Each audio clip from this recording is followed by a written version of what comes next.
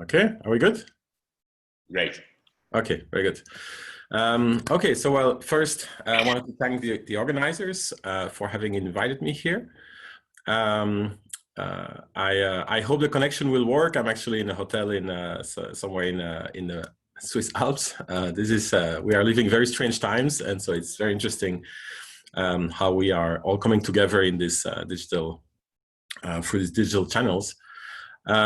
So I really look forward to tell you a little bit about, on the one hand, you know, in this assistive technology workshop, looking at how mixed reality can help, and by that I mean how mixed reality is a technology that can really help people, assist people in performing complicated tasks, in helping them do things in the real world. And then secondary, I also want to point to places where we can actually, we as a research community, as a computer vision research community, can really help move this field forward, really make mixed reality much more powerful. As you'll see, we're actually just really at the beginning, which is scratching the surface on what is possible.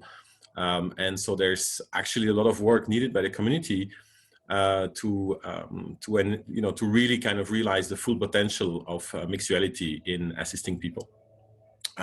In particular, actually, for those of you interested, in parallel with this workshop, there is a workshop on research mode. We just released. Let me go close the door.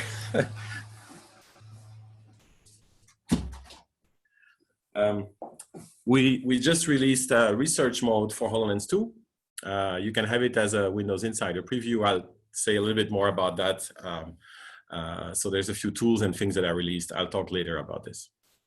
Okay, so let me first actually start by showing you, by explaining you what mixed reality is and why we're so excited about it, and then show you a few videos, and then I'll dive more into the computer vision behind it and where we can help.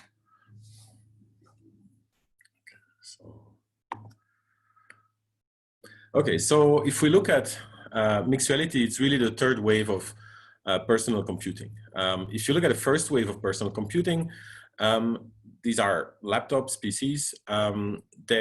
Those are devices that enable you to manipulate digital information. They're actually still the best devices if you want to work only with digital information in many circumstances. If you want to do text editing, write an email, or things like this, a laptop is still the most practical thing to do it. But notice there's actually no connection to the real world. So it's purely about digital information. The device itself has very little awareness of its environment. It might be able to recognize you nowadays with biometrics, but that's about it. So it actually doesn't sense what's around it. The second generation of personal computing is smartphones. So these smartphones, are actually in a sense worse computers. They have a tiny screen, but the key thing is they're always with you, and they have some awareness of the environment. In particular, they know, for example, where you are in the world through GPS. And therefore, when your task is to navigate yourself through the world, they're much more effective than a personal computer where, you could print out the route, but if you got off track, it's very hard to find back, your way, while on the smartphone, the device knows where you are. If you got off track, it actually can correct and point you back to the right track, and so on and so on. So by having that awareness, that limited awareness of the environment, it can better help you, better assist you in a number of circumstances. If we now look at mixed reality, the key is that we now have a device that's not only with you, it essentially has, it's there with you. It is not limited to a small screen or to an indirect kind of assisting you, by showing you a map of the world or something like that. It can actually directly point you immediately in the world itself to the right information. It can overlay pixels on the world, and in that sense, bring over information in a much more intuitive and natural way. In addition, it has plenty of sensors. Just to be able to create this immersion in the world, it needs many sensors. And that's where there's a huge potential for those sensors to also directly connect you to the world. It can know exactly not only where you are approximately, but exactly where you are, what you're looking at. It can recognize the things in front of you. And so it can really start giving you information that's much more natural and much more directed to help you solve the task at hand. So we're really in a completely new paradigm, and that's really why also Microsoft and many others are so excited about investing in this technology, because the potential is really unlimited, and it's really going to be a completely new wave. But of course, lots of work ahead to realize all that potential. Okay, so here's a video of essentially HoloLens 2 in action at the launch. So, you know, what you see here is essentially this overlay of the mix of the real world and then the digital information that relates to it. So if you're operating on a patient, being able to see the overlay of the scans, the preoperative scans, for example, and give you much better context for the surgeon, for example, to perform something. Or here, in a scene, in a theater, being able to preview the stage before you build it to get an impression how it would look like. Can be very, very valuable. Okay, so here's another video, more here with partners, to also envision really what this can all do in the future. Is now becoming part of our physical reality. So you can see like these type of applications, obviously being able to design and together multiple people understand the same 3D model before it's built. And then as you build it, have people on site be able to validate and verify that there's no discrepancy between what's planned and what's being built. And it's overlaying that information through mixed reality.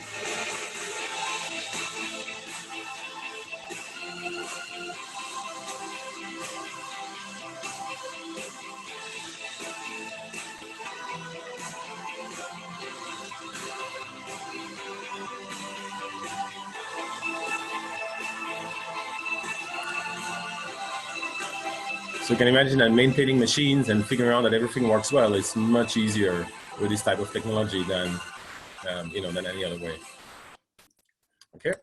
Okay. So that's those are a few of the marketing videos showing you where we're going to and what's already being deployed today, and in the coming years is going to revolutionize, in many different areas how people do their work. But let's look under the hood and inside HoloLens and how we make all of this possible, and where we as a community can really come in also. So first, here's the sensor set on HoloLens 2. So the first one is the color camera. This is mostly actually is not used directly for computations in general. This is really for being able to communicate. It's like you would use a webcam on your laptop. It's so that someone else can see the same thing as the person on site. And as we'll see, this enables scenarios like remote assistance and so on. This is also the only camera, the only sensor that's exposed to the only visual sensor that's exposed to developers in the applications. And when you use this, a privacy light goes on to actually, tell people that the device is recording or is recording images or transmitting images. Okay. For the rest, just to operate, we have many more sensors. So first we have here, you see two cameras here, and there's two more here. This is essentially a stereo rig forward plus two peripheral cameras. And this is joined with an IMU. This is used for being able to provide, essentially run a continuous SLAM system, a visual inertial odometry, and then integrate that into SLAM simultaneous localization and mapping of the whole environment. And at the most basic level, this is needed to give you the impression of being able to place virtual objects in the context of the real world, attach them to the real world. So obviously everything is attached to your headset. If you render something, it's relative to your headset. So if you want to render it relative to the world, so that when you move your head, there's the right rendering in the image on the displays in front of your eyes, to give the impression that the object is actually not attached here, but is attached in the world, you need to know exactly how you're moving through the world. You need to know this very low latency and so on. So all of this is really being done from these cameras and the IMU. And I'll talk a little bit more about it later. Then we also have here the depth sensor. So this is the depth sensor itself. And then we have two illuminators, two active illuminators. So this happens in the infrared domain, so we don't see that. But it allows us to sense, think of those two things here as spotlights. They send light out. It's phase-based structured light. So it's modulated light. We send a few different pulses out of this modulated light at about 100 megahertz or so modulated light. And we measure back, we can measure the phase of the light coming back, which is an indication of how far it is. By doing a few different frequencies, we can disambiguate and give you the depth back. The key, why do we have two? Well, because we are trying to do two different things with this depth sensor. On the one hand, we will scan the environment. For that, we have a relatively focused beam of light that projects up to 3 to 5 meters and still has enough response, even on dark materials. With low albedo in the infrared. That allows us to build a 3D model of the environment. And I'll say a bit more later why it is actually really important. At the same time, we have another spotlight that's much wider field of view, and which allows us to, but we project energy less far, so it's less costly in terms of energy, and which allows us to do the hand tracking, for example. So we have two illuminators here, while we could use one, but if we'd use one, we'd have to both project light very far, and at the same time project light, in a wide field of view and at a high frame rate, and this would require a lot more energy. So HoloLens is all about not, minimizing the necessary energy consumption, because you have a device on your head, it needs to be cooled passively, and the whole device essentially needs to live within an envelope that's smaller than 10 watts of power to dissipate, and this is for a device of this size. If you want to shrink it further, you physically can only dissipate less energy the more you want to shrink it. In addition, new to HoloLens 2 is these IR cameras that look at your eyes, and there's also LEDs around the rim here that allow us to do eye tracking.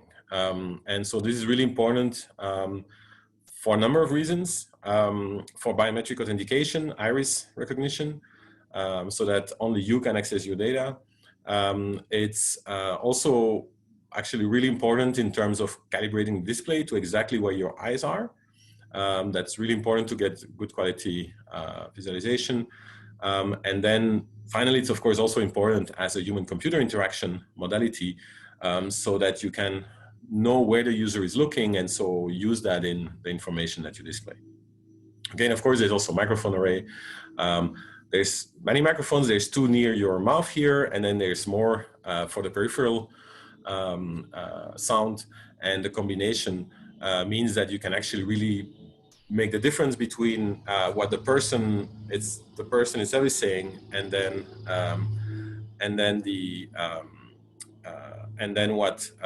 what might be going on in the environment, including other people speaking. You can really easily make the difference given the microphones being close to your mouth. Okay, so that's all the sensors that are in there. Now you can ask, how can we, with that little power, do all of these real-time computer vision runtimes? Well, the only solution was really to develop an ASIC. This is the middle part here, that essentially contains a whole collection of DSPs. It also has a DNN evaluation core. And so it's mostly really done. Most of this chip is actually geared towards running real-time computer vision here. Head tracking, eye tracking, I think the hand tracking is somewhere here. Surface reconstruction, R2D is raw to depth. So the raw depth camera signals to process them into depth. Some audio processing. And then here the DNN core is used both for being able to do semantic understanding of the scene, as well as being able to do part of the hand tracking. For the rest, a little bit of display processing, and then this late stage reprojection, which is really on the graphic side, being able to hide latency. So this is hardware that will, the way it works is we will predict where we think we should render the image. So we predict forward, a number of tens of milliseconds forward. We render the image is ready. In the meanwhile, we have new IMU results that tell us, actually, you were a little bit wrong. You should correct your image a little bit. This step to SLSR, at that point, just before displaying the image, we will do a small warp, small correction. In HoloLens 2, that's actually a depth-based correction, which is more accurate than in HoloLens 1, and allows us to hide better, more latency. And so this enables us to have the impression of rock-solid holograms in the world, although we have an imperfect system with some latency in computing our position in the world. as we'll see, this actually, or we won't talk about it in detail, but this is actually also very, very useful, and is actually the hardware that really enabled us to do cloud-based rendering when we want to render models that are beyond what can be rendered on HoloLens. So if you want to render models with hundreds of millions of polygons, this is possible on HoloLens, but only thanks to actually doing the heavy lifting of the rendering in the cloud and then transferring that back to the device. And that latency loop from device to cloud and back to device can actually be hidden by this net-based late stage reprojection. Okay, so beyond that, so that's for all the rendering. Actually, one more thing that's important is in the normal operating mode of HoloLens, all of the raw sensor data stays on that processor in the front. And the only thing that goes back to the application processor in the back where the applications run, which has a CPU and the GPU and so on, the only thing that goes back is the output of the APIs. And so the raw signals are not available here. And so in terms of privacy and so on, this is an important design architectural factor. Okay, so in the back, there's a normal mobile phone processor. And so this is completely free to run all your applications because all of the heavy lifting on the signal processing is actually done in the front.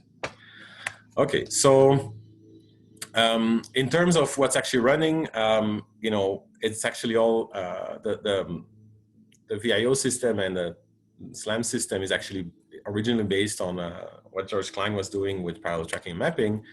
There was also a lot of prototypes along the way. This is essentially what runs inside HoloLens.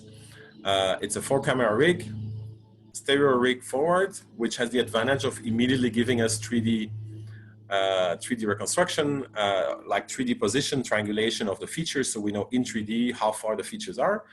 The peripheral views are really important for a head-mounted system. If we quickly turn our head, we don't lose track of the features that were in front of us a second ago, and now we're looking somewhere else. The peripheral view allows us to keep track of that. And of course, it's all combined with the MU, highly optimized for power. When some cameras are not needed, we will switch them off, et cetera, et cetera. Then the next stage is the depth reconstruction. So what you see here is essentially always happening in real time on HoloLens when you use it.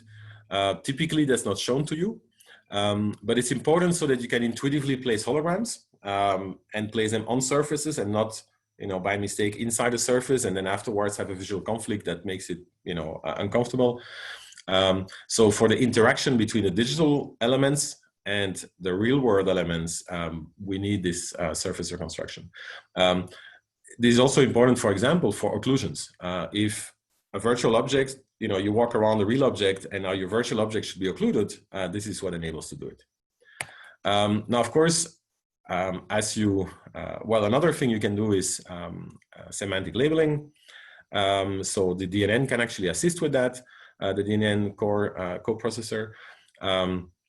And so, for example, here you can, as you walk around, you can label the surfaces, the ground, the chairs, the walls, the ceiling, the tables, et cetera, can all be labeled separately, enabling a number of things. So as you integrate all of this, as you walk around, typically we just use that live in the experience. But if you actually keep that information and integrate it, you can actually get large floor plan generation. As you see here, like a full digital twin of your facility. Here is after leveraging the semantic information, semantic labeling, and here's if you would extract a floor plan, for example, of this facility.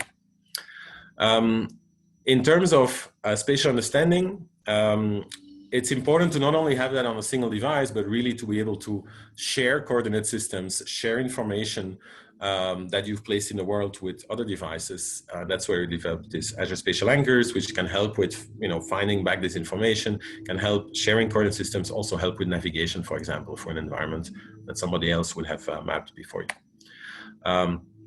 Here's a system in action here shown both on the left side, sharing a coordinate system between showing also its multi-platform between a phone and then the HoloLens. So this person is wearing a HoloLens and so places an anchor, places an object in the world with his phone, and then it pops up at the same place in his HoloLens also. And on the right, this is at different points in time after a week going back and finding back your holograms.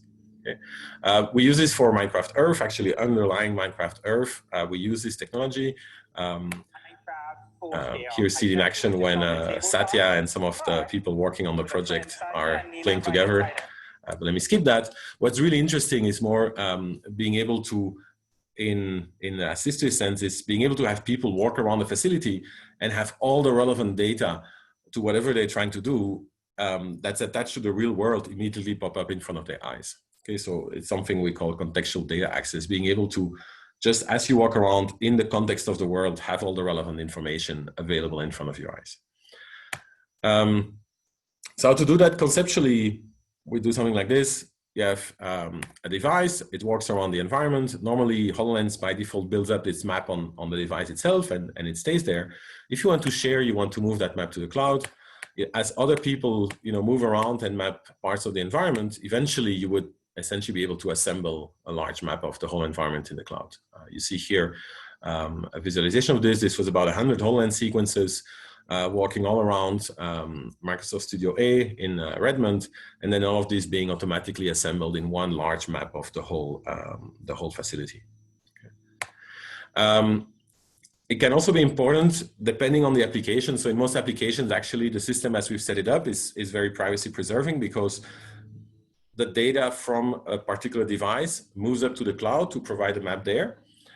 When other people want to localize to it, they don't download the map. What they actually do is upload their own little local map to the cloud, and then the cloud compares it, but doesn't send anything back to the device. So no data extracted from your sensors will end up on some other device, to enable relocalization. It's all happening in the cloud without anybody having access to that. But even then, there might be other scenarios you might want to enable, where you might want to have somebody give to someone a representation which could contain, in the normal circumstance, could contain privacy concerning information. You see here somebody's bedroom kind of in 3D.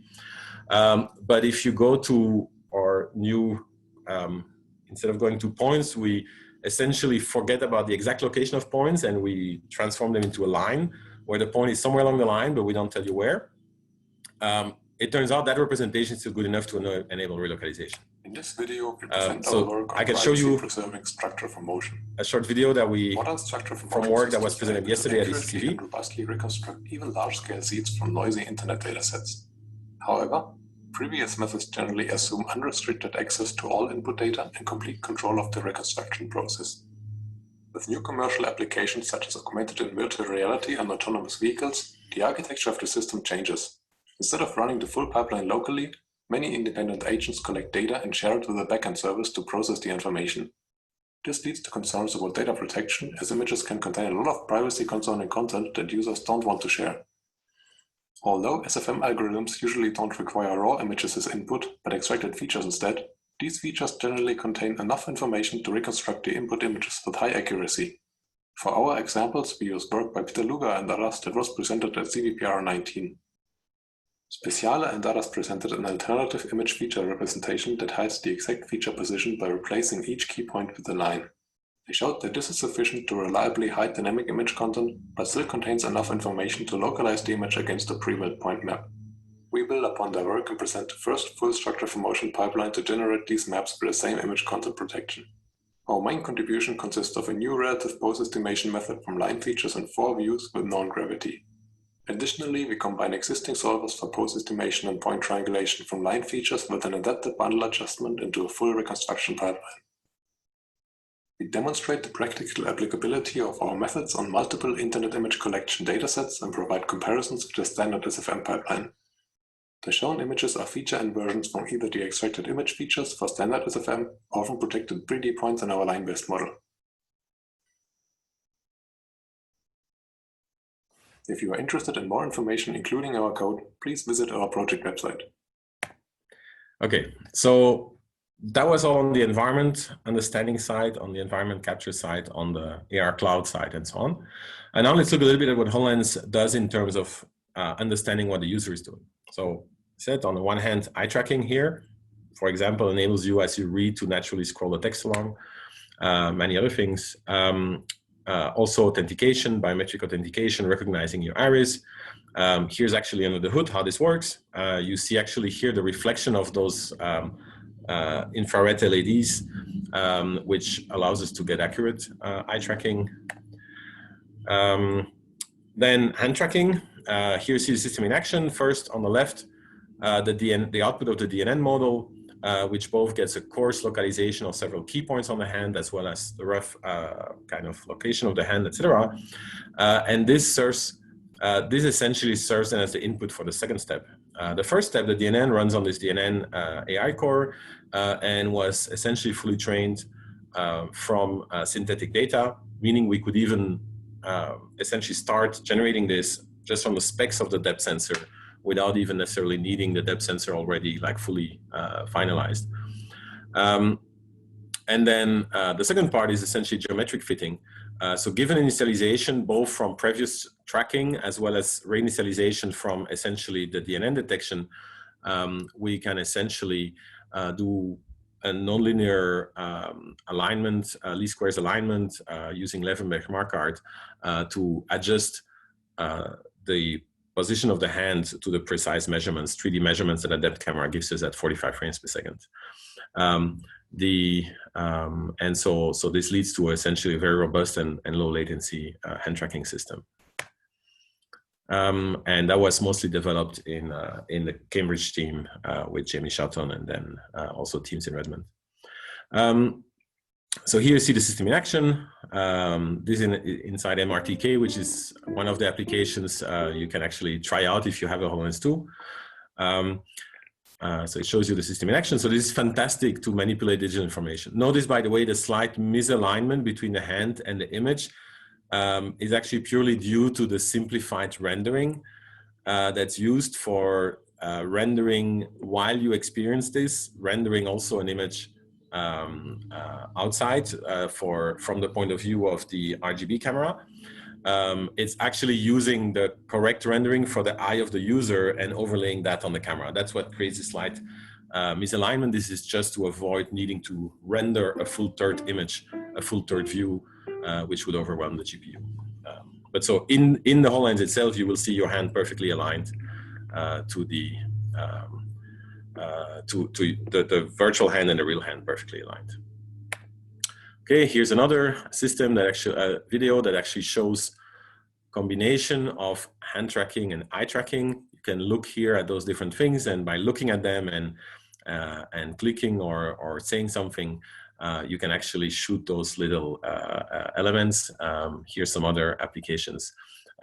So where eye gaze is also being used. Okay, so this is really interesting, but it's all about interactions of the user with purely virtual information. And so HoloLens 2 at this point has amazing capabilities for manipulating very intuitively all of the digital information, essentially manipulated in a way that is, you know, as much as possible as you would manipulate real objects.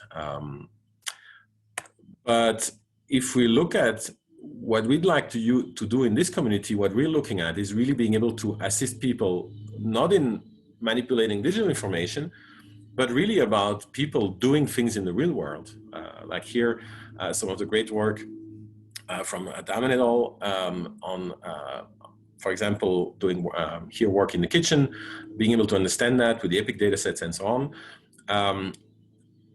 They are like, this is not what HoloLens has been yet really like developed for. And actually there's a lot of work needed just to really enable this. Here's some of the ongoing work on really looking at how with computer vision, being able to understand relations between the real world and what people are doing in the real world. So here are some of the scenarios where this is actually highly relevant. If you look at the two main applications at this point, like out of the box applications that most of the, you know, many of the HoloLens 2 customers are directly using. One is remote assistance. This is where you link a person in the field that, like a person that's available in the field that can help, you know, that can actually do the task, and but might miss the expertise, and then an expert that's remote where you can bring those two people together through mixed reality and have essentially the person in the field can do the actions, can do the work, but the remote person can see what that person is seeing through this camera and then send back, annotate the world in front of the person in the field, essentially place annotations that are translated to a 3D annotation in front of the user, stabilized on the object, and really help them solve the problem. And so you get a team of two people, one local and one remote, that does this. So this is one of the scenarios. The other scenario, the other kind of out-of-the-box app that lots of customers are using at this point is this one. It's called Guides, and this is really about teaching people actions. Differently to the previous one where you have a remote expert teaching you how to solve the problem. Here, these are more kind of standardized tasks, how to assemble a machine, how to do a certain maintenance task, things that will be repeated many, many times over in the same way. There you can program a scenario inside HoloLens, a mixed reality scenario, that then a new trainee or new person that has to learn that task can essentially put on the HoloLens and then go through that scenario step by step. Okay? You can even follow along if the person is doing the right things. You can use the eye tracking potentially to see if the people are looking at the right signals and not ignoring things that they should be looking at, etc., etc. But if you look at it currently, there's a number of limitations to this. First limitation is that it's actually quite cumbersome to generate those scenarios. So it's only worth it if it's something that you're going to teach not 1 or 10 persons, but you have hundreds or thousands of people you have to teach the same task, then it's worth programming this mixed reality tutorial. So one of the things we're looking at is, can we lower the bar on programming these tutorials so that they can be much more broadly available, valuable, and worth generating the scenario, because it's much simpler to generate it, so that you can generate it even if it's only for 10 or 100 people. And the second limitation is that currently HoloLens does actually not understand your actions in the real world manipulating real objects. So while it knows how you manipulate digital objects, it's actually not set up for tracking what you are doing in the real world. And therefore, when you're given a guide scenario, it just blindly rolling off that scenario. It actually doesn't know if you're doing it right or not. And so it cannot help you. As a real person next to you would be able to help you and say like, oh, no, like you should actually do it this way. So while the mixed reality instructions are much clearer, and you will tend to make a lot less mistakes than you would do otherwise if you were just reading a manual, you might still somewhere forget something or do a mistake, and HoloLens would currently not catch that. Okay. So here's a few things we're exploring in Zurich. So here's the first thing, we call it floating hands. So you have a real scene here with a coffee machine. And then what you see here, the hand you see here is actually what we call a floating hand. It's actually just the hands that were recorded at another point in time, let's say by an expert that would put on a HoloLens. In this case, it was Azure Kinect, and would record his actions and then be able to play them back on top of the object where the task has to be done. So for example, here for making a coffee, a person would record how to make a coffee. We would segment out the background, the coffee machine, all the background would be segmented out, all the static parts of the scene would be segmented out, and only the hands and maybe the capsule and the things that people pick up, the objects that are relevant to the task, only those would show up, would be recorded in the video after the background segmentation. They are recorded in 3D, and therefore we can next time, when we see the same object in front of us and we want to learn how to do the task, we can just place that, add this on top of we can actually play it back. So let me show this, how this looks.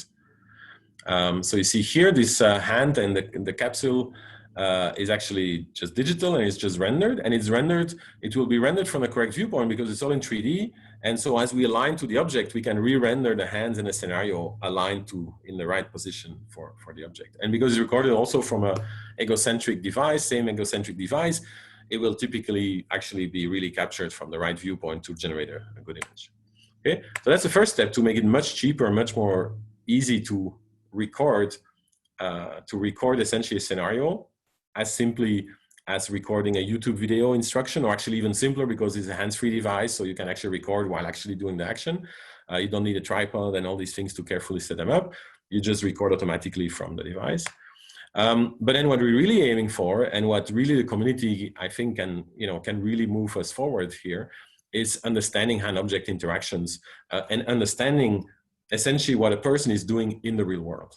So here was some of our early work in that space with Bugra, Tekin, and Federica, where we start from an RGB video and essentially try to understand where the object is, what the hand is doing, understand the action, and recognize the object. All of this from this RGB video.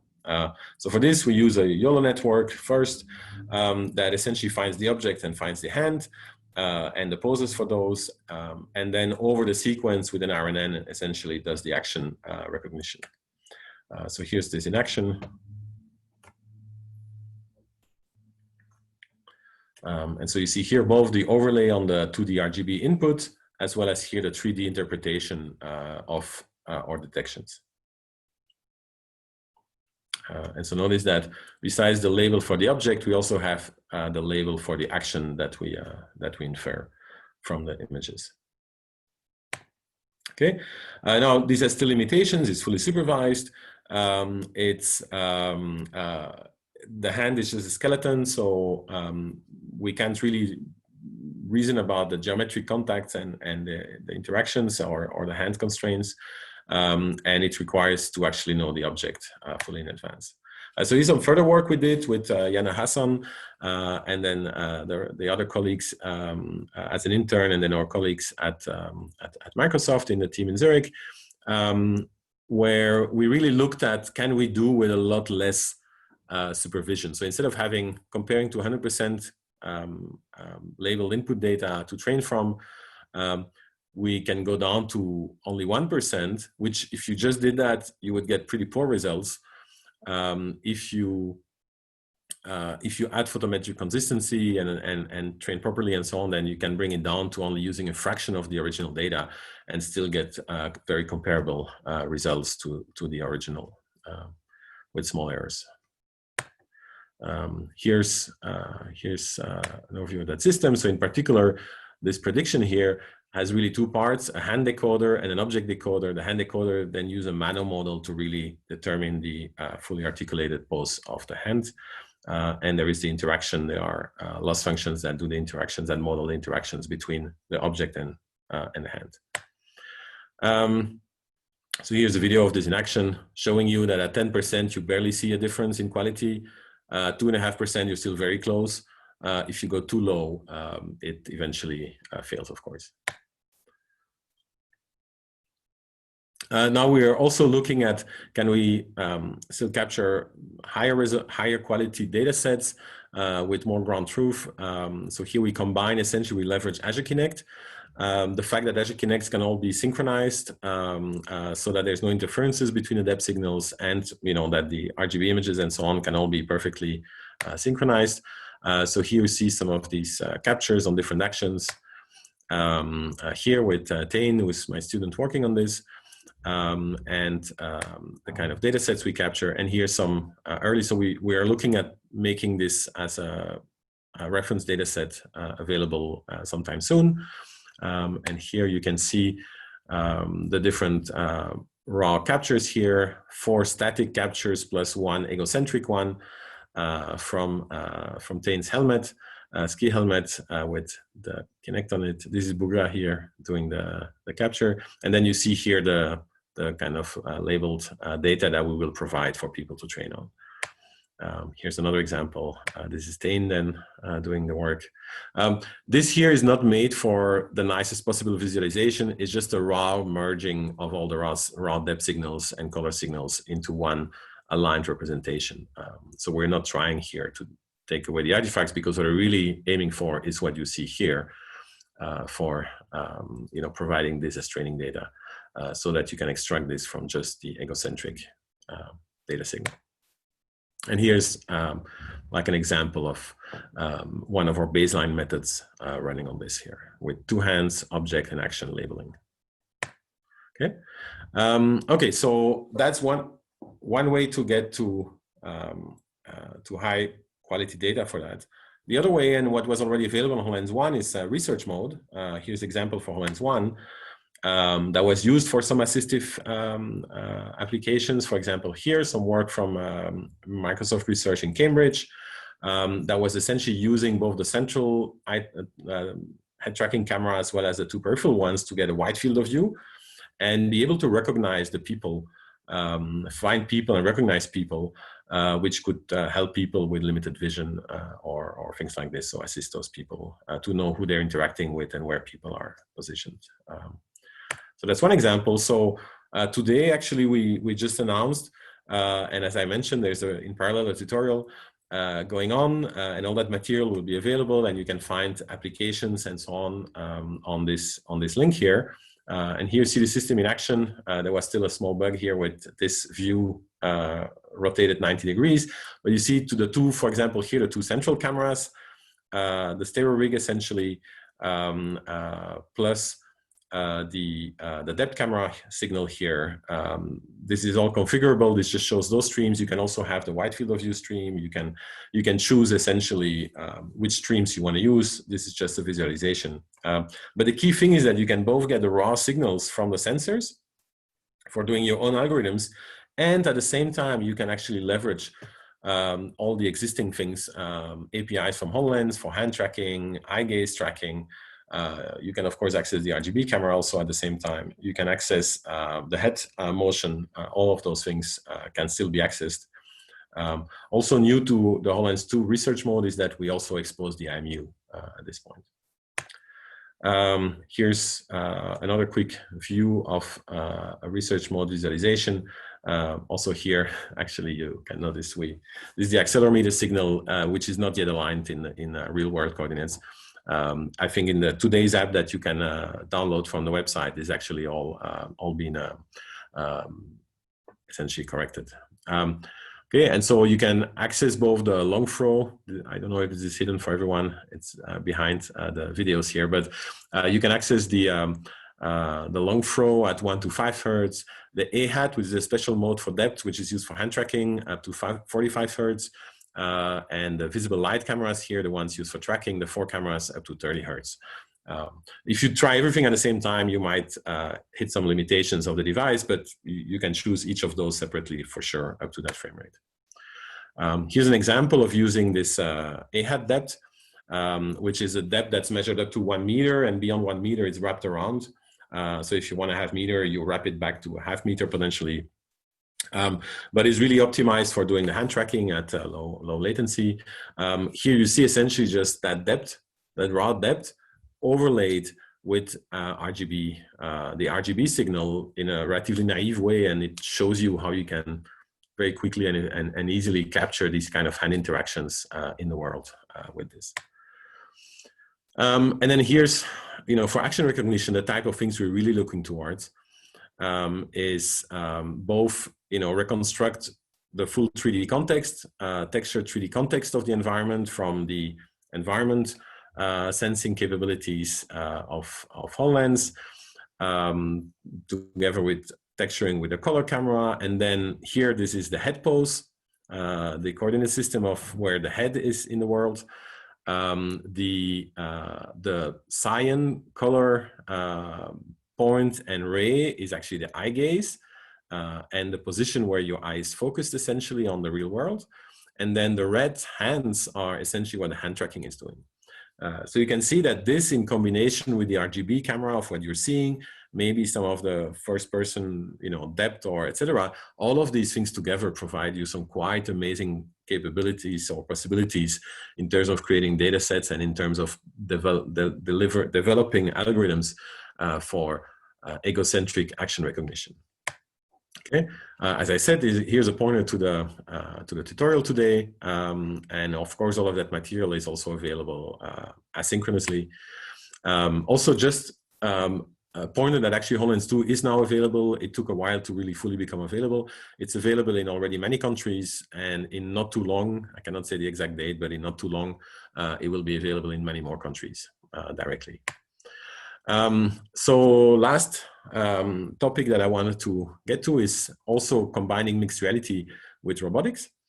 And so in particular, how, people with a mixed reality device can essentially now interact very intuitively and naturally with robots in the environment. And so have robots, the environment, and the people somehow all work together in intuitive ways.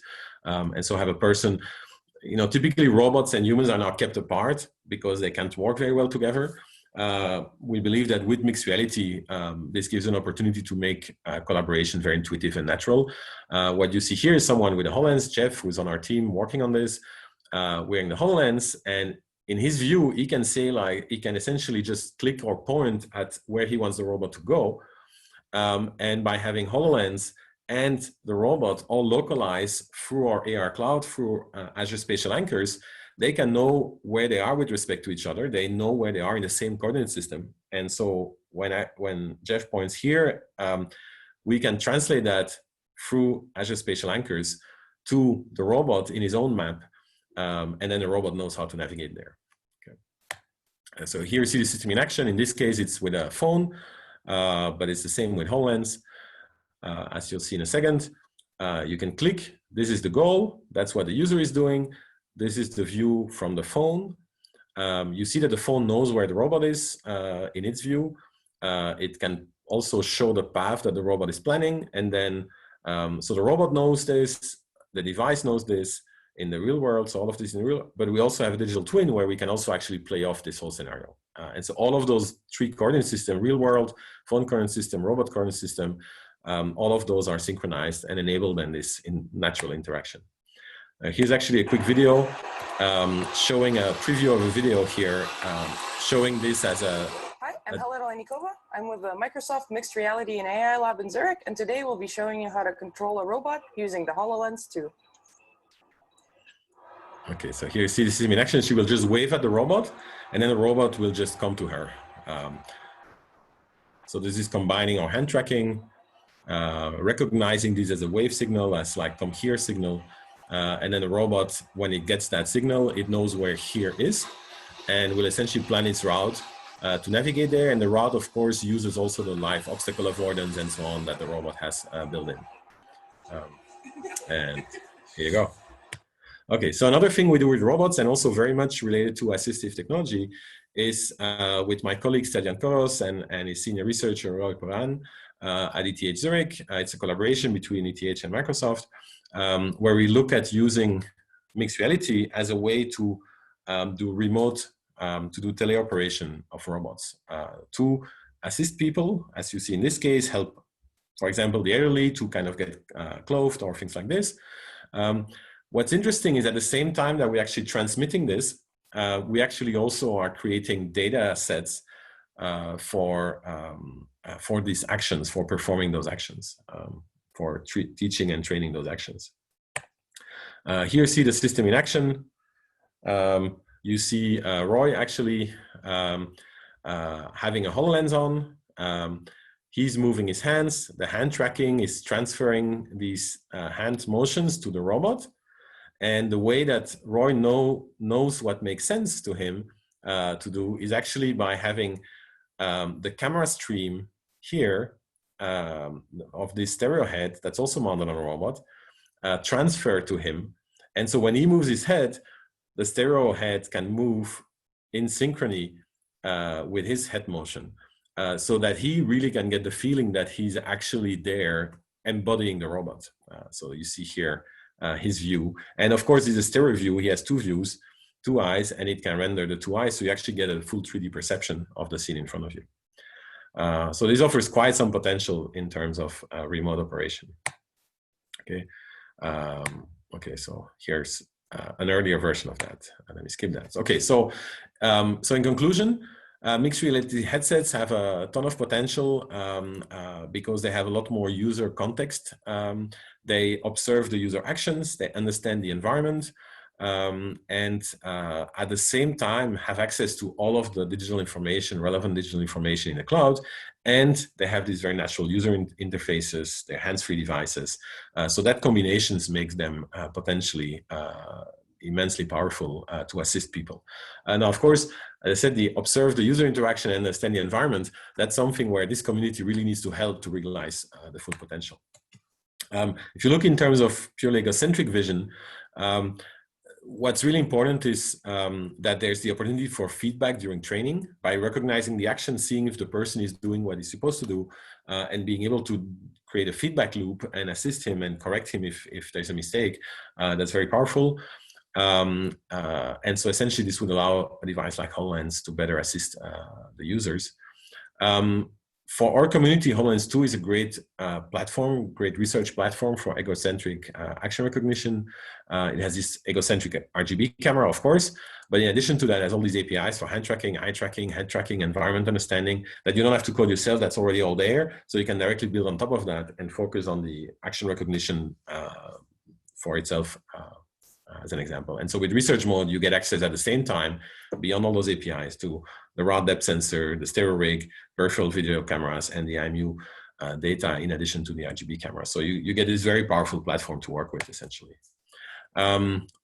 Further open issues are figuring out, as you develop solutions, what actually can run on the device itself, like on HoloLens, what better runs in the cloud, having this trade-off between latency and compute capabilities and data transmission and so on. A lot of potential in telepresence, projecting a remote user, being able to embody a remote robot, accessing remote places, etc. Really figuring out the synergies between head-mounted displays, robotic, ambient sensing, IoT devices, all of this. And of course, something that's really, that I feel is really important is that we get things right in terms of privacy.